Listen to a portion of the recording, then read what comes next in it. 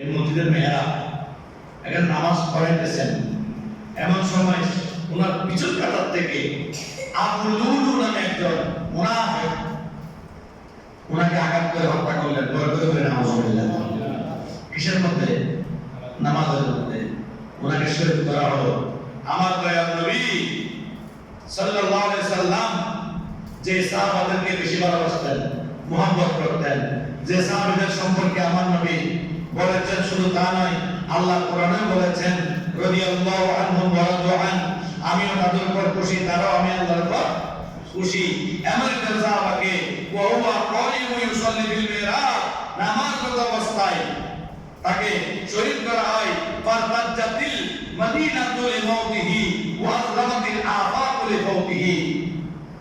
সাহাবায়ে কেরাম বলছেন ওনার ইন্তেকালে মদিনার মধ্যে কি হয়ে গেল? স্বর্গ সৃষ্টি হয়ে গেল, দৌড়াদৌড়ি আরম্ভ হয়ে গেল, চিল্লাচিল্লি আরম্ভ হয়ে গেল, এবং ওয়া আযলামাতিল আফাকু লিফাউতিহি, চতুর্দিকে অন্ধকার হয়ে গেল।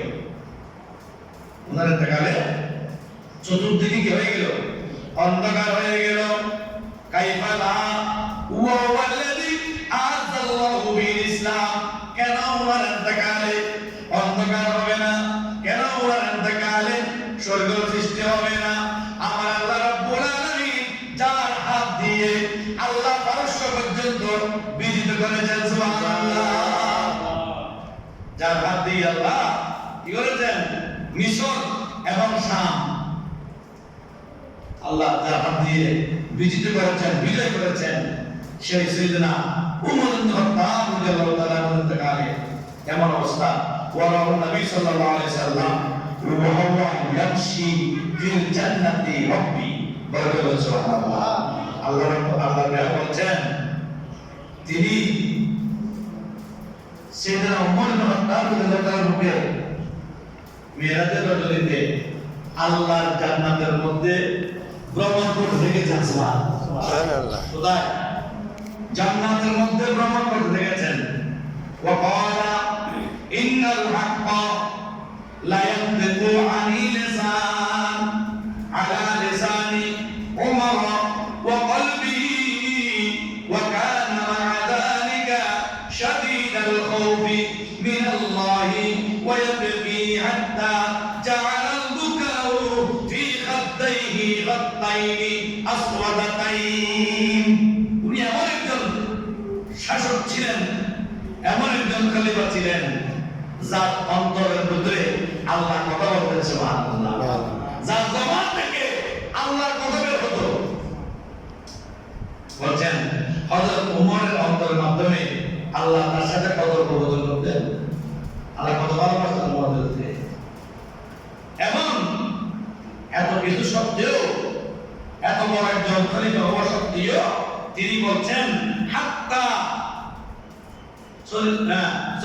যালিকা শাদীদুল খাউফি মিনাল্লাহ, আল্লাহর ভয় তার ভিতরে এমন ভাবে ছিল, আল্লাহর ভীতির দিনের ভিতরে এমন ভাবে ছিল, ওয়ায়াবকি, তিনি সব সময় কান্নাকাটি করতেন, সুবহানাল্লাহ, সব সময় কাঁদতেন, সব সময় চোখের পানি পড়তো, এবং হাত্তা জাহালাল বুকাউ, কান্না করতে করতে করতে করতে ফি খাদ্দাইহি হাত্তাইনি আসওয়াদাতাইন, তার এপাশে আর এপাশে দুইটা নহর হয়ে গিয়েছিল কান্না করতে করতে।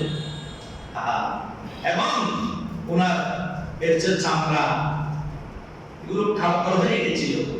তিনি খাদ্যের মধ্যে আমরা যে কত রকমের খাদ্য গ্রহণ করি, তিনি এত বড় একজন খলিফা হওয়া সত্ত্বেও তিনি সাধারণ অনারাম জীবনযাপন করতেন। খাদ্যের মধ্যে বেশি বেশি করে যৌতুকটা ব্যবহার করতেন, যাতে খানা কম খাওয়া যায়, যাতে খানা কম খাওয়া যায়, বেশি আল্লাহ ইবাদত করা যায়, সুবহানাল্লাহ। যেমন একজন সাহাবী ইন্তেকাল এই মাসের মধ্যে হয়েছে, সেই সাইয়েদনা উমর ইবনে খাত্তাব রাদিয়াল্লাহু তাআলা আনহু ফাতিহা শরীফ পড়তে জানে নাই। অনেকে বলে হাতে যারা গোসল ফাতিয়ে, গরিব নামাজের ফাতিয়ে, তৈবসুলের ফাতিয়ে, মুসলমানের ফাতিয়ে, শাহজালালের ফাতিয়ে, ওটা ফাতিয়ে করতে করতে করতে করতে ওই অনুবাদ নাই, সাহাবায়ে কেরামের ফাতিয়ে হই। গাউসে কমিটির ফঞ্জিকে উঠে দেখেন তর্জমান করে দেখেন এমন কোন সাহাবা বাদ নাই যার ফাতিহা দর্শে কমিটি করে না বরকে সুবহানাল্লাহ ওর সিদ্দিক আকবর পাইলে জানেন হয় না হয় আর কাজ পুরুষ হয় বড় বড় সাহাবা کرام পুরুষ হয় মওলা আলী পুরুষ হয় উসমান বিন নুরাইন সাহেব মনে করেছেন ওনার পুরুষ পাবো আঞ্জুমানের মধ্যে হয় এবং বড় বড় দরবারগুলোর মধ্যে সাহাবা کرامের ফাতিহা শরীফ অনুষ্ঠিত হয় বরকে সুবহানাল্লাহ আল্লাহ আমাদের বুঝার জন্য তৌফিক দিন সকলে বলে আমিন ওয়া আখিরু দাওয়ানা আলহামদুলিল্লাহি রাব্বিল আলামিন আসসালামু আলাইকুম ওয়া রাহমাতুল্লাহ যারা সুন্নাত করেন না